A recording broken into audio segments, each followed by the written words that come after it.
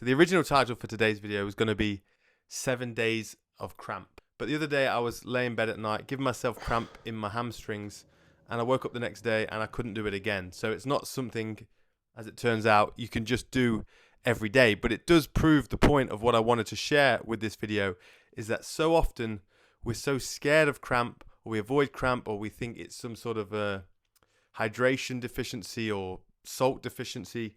Whatever reasons, we need to eat more bananas or avoid salt, whatever the reasons people say. Sometimes your body just needs to purge. Sometimes you just got to vomit. And if you avoid the vomit, it just gets worse. And when you just allow the body to throw up when that's what it wants to do, often we feel better after. And I think that is exactly the right analogy that I see for something like cramp. When the body wants to cramp, when the muscle wants to squeeze and compress and contract far greater than we are able to purely with our mind, I see that as a blessing, that the body wants me to do something and I allow it and steer into it to allow it to wring out every last drop of whatever it wants to clear out from that muscle, so then it can find a greater relax almost immediately after. I often find, especially with my hamstring, I get a nice little knee pop or crack, and not that everyday knee crack. There are multiple types of cracks and pops in the body that we get on a day-to-day, week-to-week basis. Some of those are just that crack from that old injury that you have to kind of crack your neck every day, or people pop their fingers every day.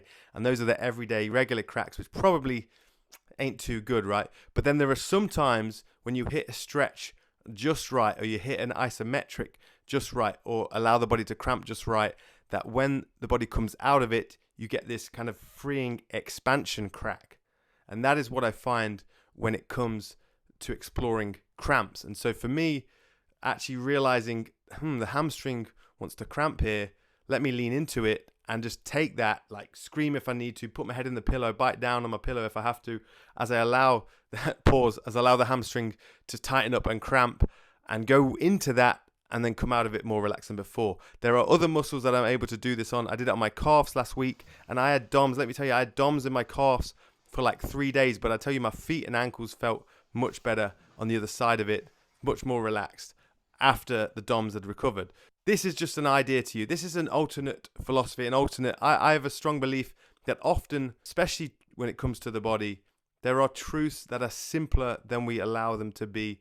We're very fixated in current scientism, scientific ideology, which isn't always scientific at all, and that we overlook the simplicity and the beauty and what the body's already offering us without paying for a physio, without paying to the doctors, without getting surgeries. We're so often stretching the hamstrings, especially stretching, trying to work them in a fully extended position, and yet we can't even flex them without getting a cramp. How about we work in the nourishing position, in the hug first? We get good at nurturing the hamstrings. We allow this first, and then we learn to expand from there. Other muscles then that I've experimented with this with, as well as the hamstring and the calves, which I find great, biceps and triceps. I'm fairly new to experimenting with this, but I was doing bicep cramps the other day. Can't get it to cramp for love nor money today, but I tell you what, I feel like I can get a deeper contraction now.